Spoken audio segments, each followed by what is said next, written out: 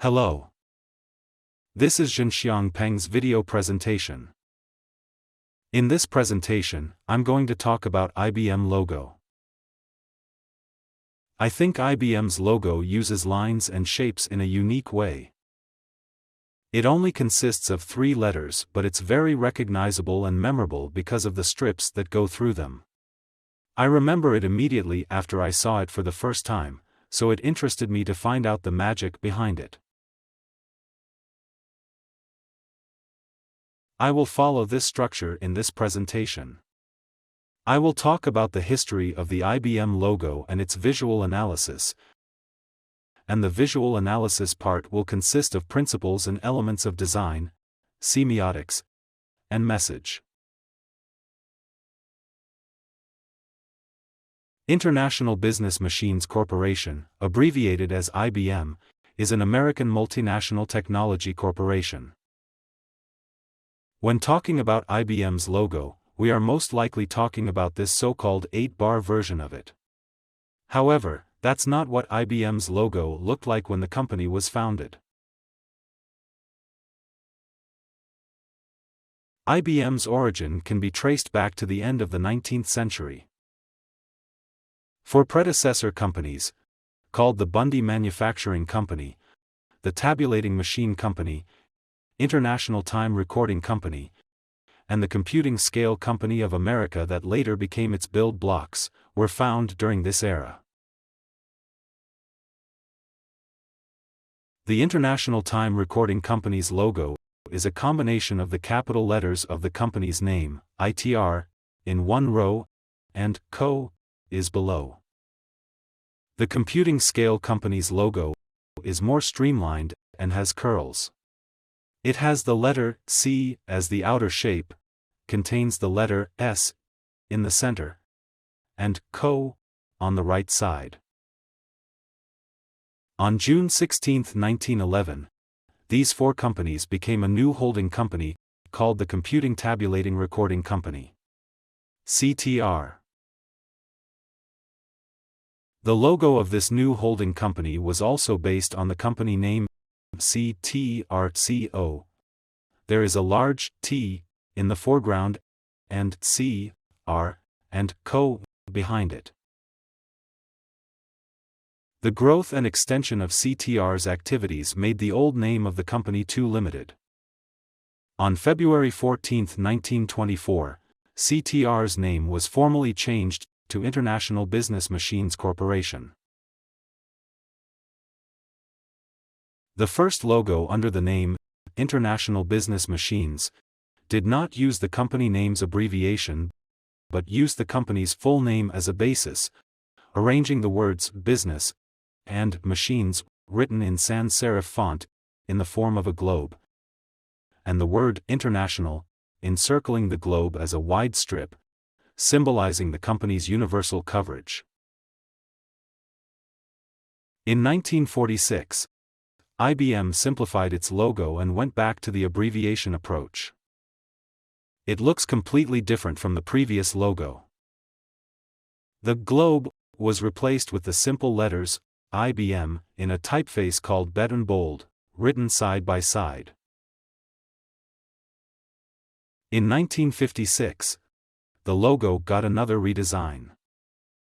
The new logo replaced the former Beton Bold typography with City Medium, created by the legendary designer Paul Rand. This made the logo looks more solid, grounded, and balanced. 1967 played a colossal role in the history of the IBM logo. Paul Rand used horizontal stripes to replace the solid letters to suggest speed and dynamism. It started to look like the unique style we see in the IBM logo today.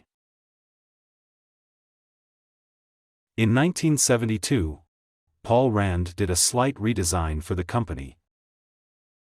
He replaced 13 stripes with 8. It introduced further flexibility, particularly in unusual use cases such as die cutting, embossing, and engraving. Since then, the basic design of this version has remained constant and has become one of the most recognized logos in the world. As mentioned before, the most recognized versions of the IBM logo, including the one that the company is using today, were created by legendary graphic designer Paul Rand. He is known for his corporate logo designs, including the logos for IBM, UPS, Enron, Morningstar Incorporated, Westinghouse, ABC, and Next. He also created an IBM poster for the company in 1981, where images of an I and B stand in for the letter I and B. IBM is also using this design in some places. According to IBM's design language page, the logo colors consist of multiple colors in the blue and gray families, but all letters should have the same color. Thus, it creates unity with color. In addition, the width and shape of the stripes are the same, the typeface of each letter is the same, and the space between the two letters is also the same. These also add to the unity.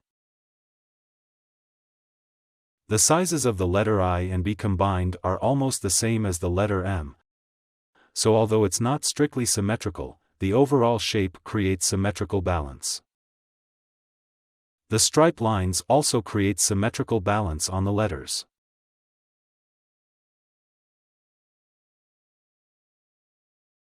This logo is not an icon since it doesn't look like anything or represent any physical objects.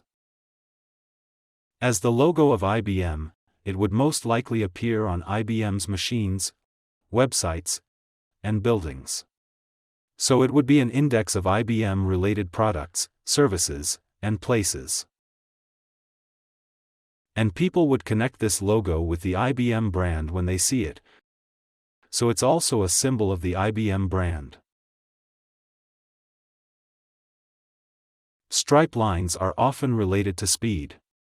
As interpreted by the company itself on the IBM Archives page, this logo suggests speed and dynamism.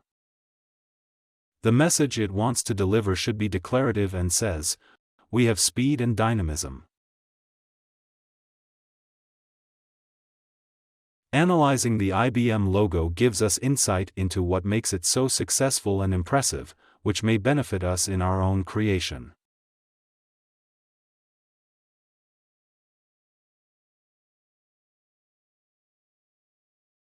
Books and turn to page 5. Page 5 in the songbook, we'll do one verse and two choruses of Ever Onward on page 5 of the songbook.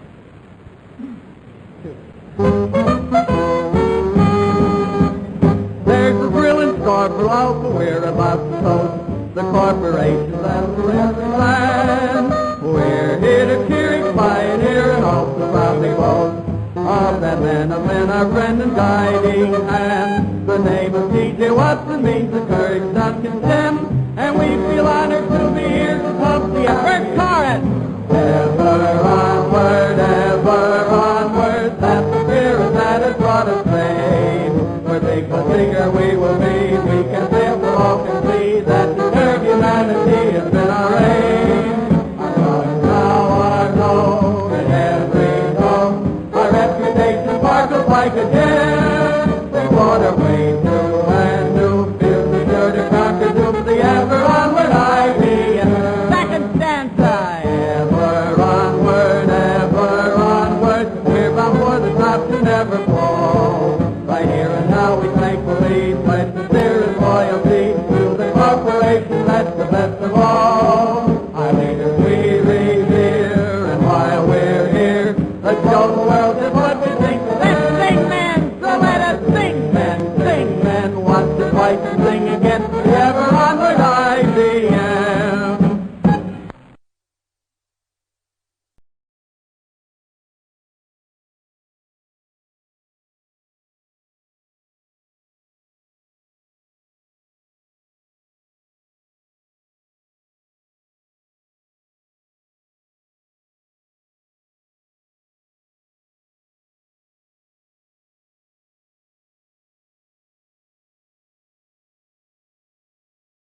This is the end of the video presentation. Thank you for watching.